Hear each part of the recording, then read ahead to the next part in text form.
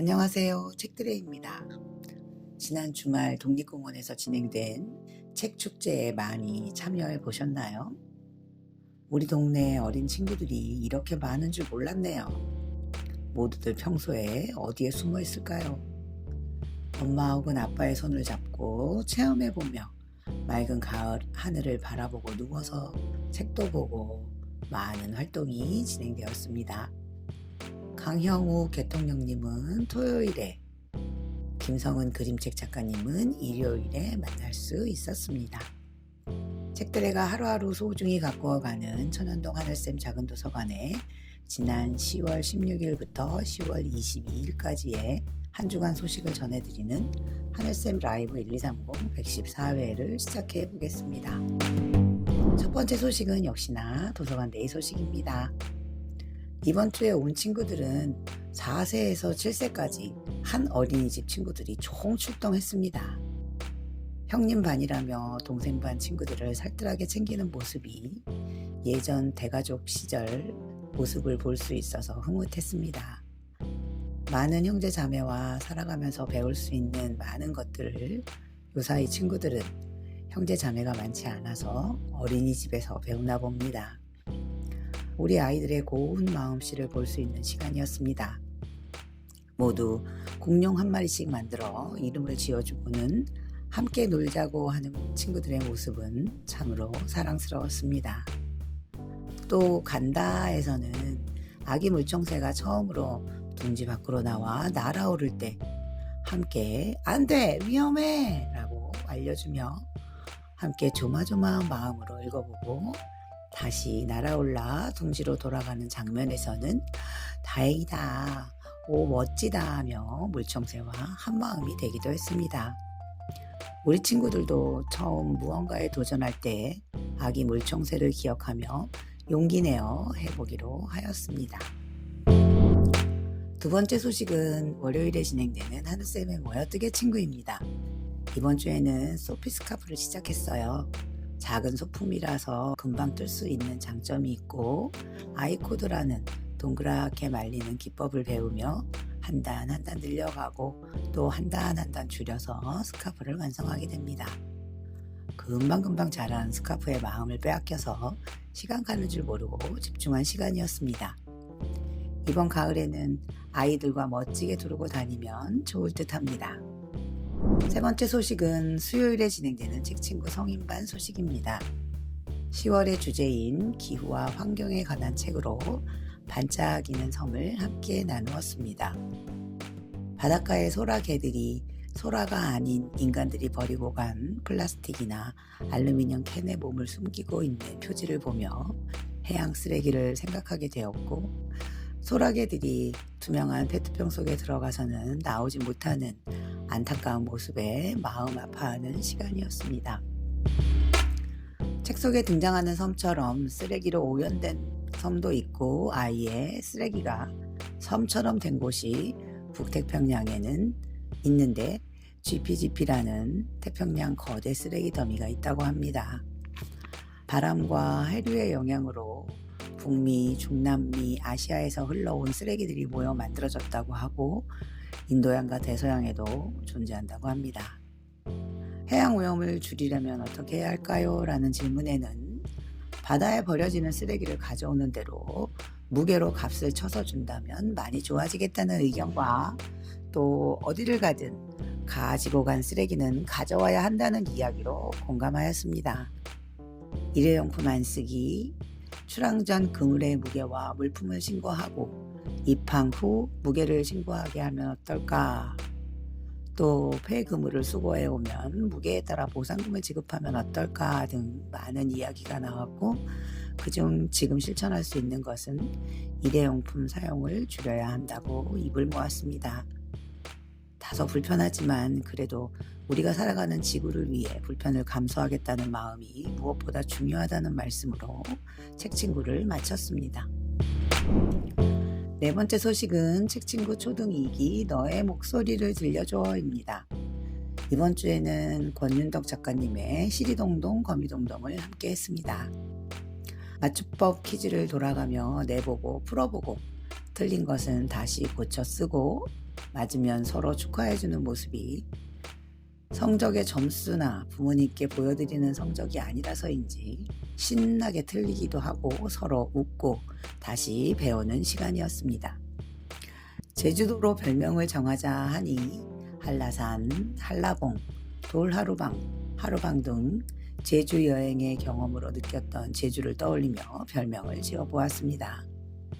제주도 꼬리따기 노래에 대해 설명하고 우리가 알고 있는 말잇기 노래 등을 찾아보고 한 명씩 자신의 별명을 시작 단어로 하여 꼬리따기 말놀이를 진행해 보았습니다.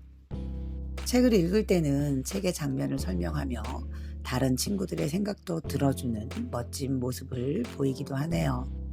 이렇게 조금씩 매일 크고 있구나 하는 생각을 하게 되었습니다. 5번째 소식은 하늘쌤에 모여 켈리 친구입니다.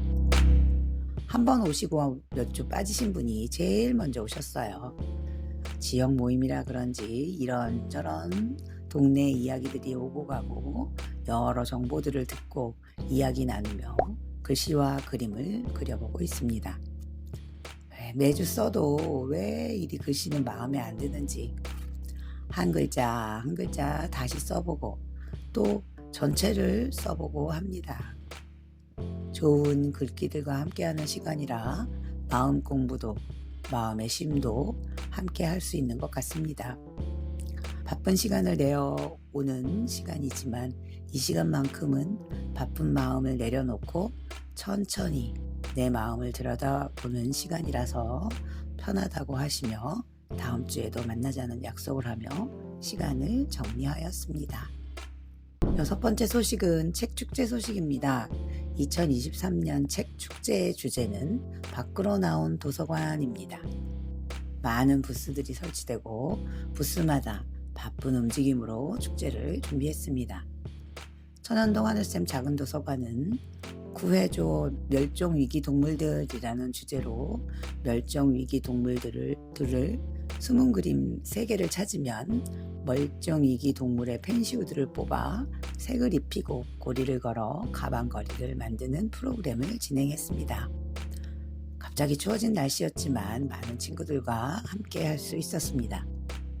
도서관 프로그램 참여하시는 분들이 간식과 따뜻한 음료를 가지고 오셔서 봉사도 해주시고 몸도 마음도 따뜻한 시간이었습니다. 또 토요일에는 강형욱 대통령님과 함께하는 시간도 진행되었습니다. 일요일에도 많은 체험 부스가 운영되었고 그림책 작가이신 김성은 작가님과 함께하는 시간도 있었습니다. 뜨개 친구분이 프리마켓을 운영한다고 하여 찾아가 보고 함께 팔아보고 프리마켓의 즐거움을 한껏 누리는 시간을 가졌습니다. 책축제를 준비하시느라 고생하신 관계자 여러분께 감사의 말씀을 전하며 내년을 기대하겠습니다. 오늘 함께 하실 그림책은 공룡이 되고 싶어와 반짝이는 섬입니다. 우선 공룡이 되고 싶어입니다. 조은의 글 진경 그림 고래 뱃속에서 2022년 8월에 나왔습니다. 조은혜 작가님은 두 아이의 엄마이자 만년 작가 지망생이라고 합니다. 에세이집으로 특기는 사과, 취미는 반성입니다와 어린이책 본능을 찾아서 등을 썼습니다.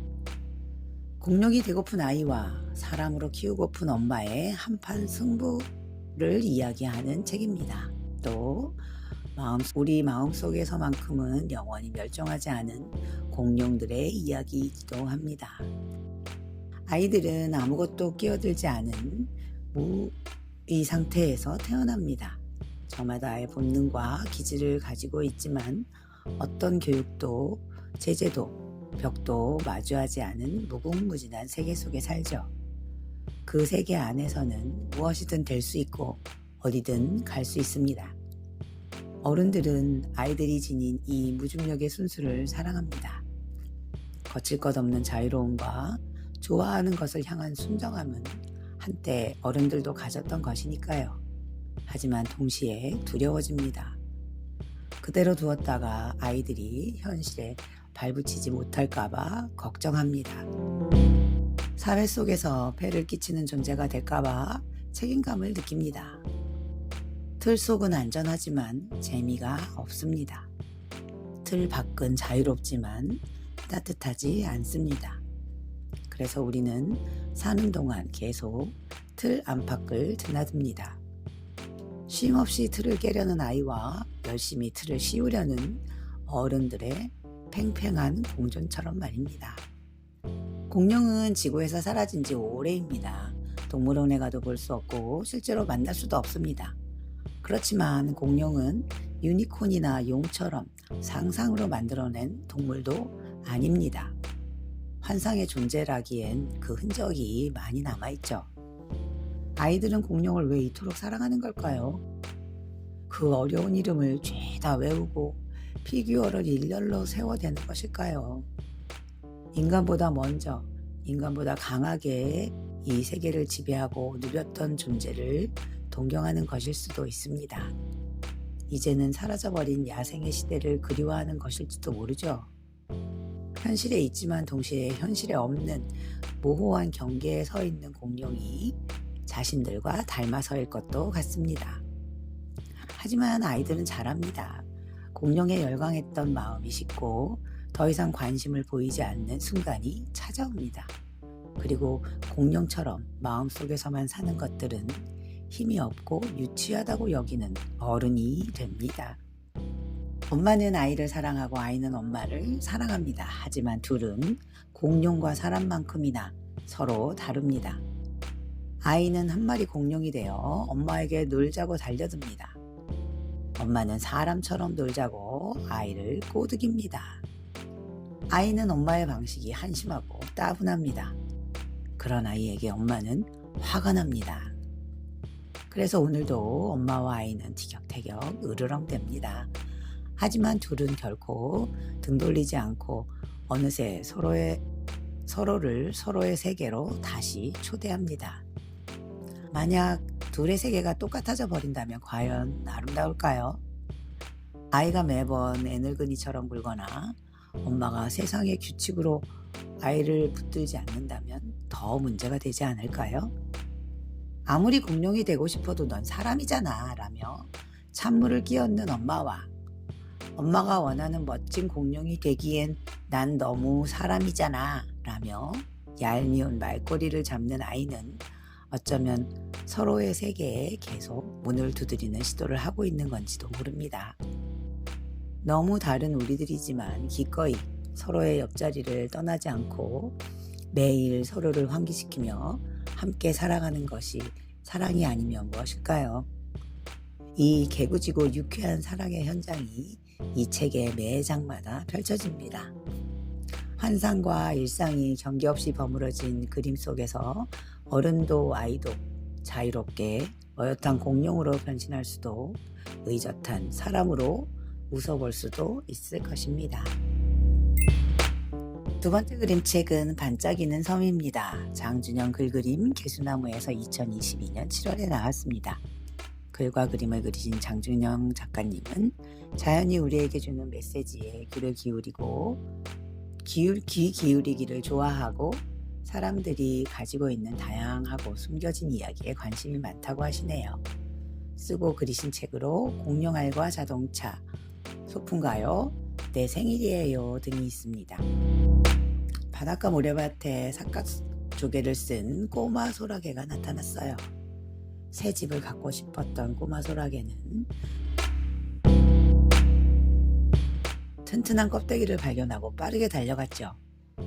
하지만 힘센 소라게들에게 밀려 구멍난 소라 껍데기를 겨우 차지했어요.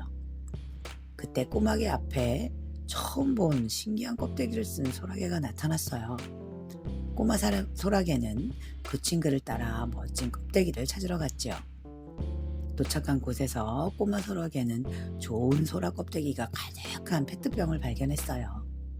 꼬마 소라게는 얼른 페트병 안으로 들어가 마음에 드는 껍데기를 차지했지만 병이 미끄러워 밖으로 나올 수 없었죠. 여러 밤이 지나고 꼬마 소라게도 다른 개들처럼 영영 나오지 못했어요. 아름다운 섬은 사람들이 다녀갈수록 쓰레기가 점점 늘어나고 소라게는 점점 사라졌답니다. 소라게는 해양 쓰레기의 대표적인 피해 생물입니다. 플라스틱이나 깡통 등을 빈 껍데기로 착각하고 들어갔다가 갇혀서 죽음을 맞이하고 있는데요. 실제로 인도양의 코코스 섬에는 한 해에 50만 마리 이상의 소라게가 죽어서 해양 생태계에 심각한 문제가 되고 있죠.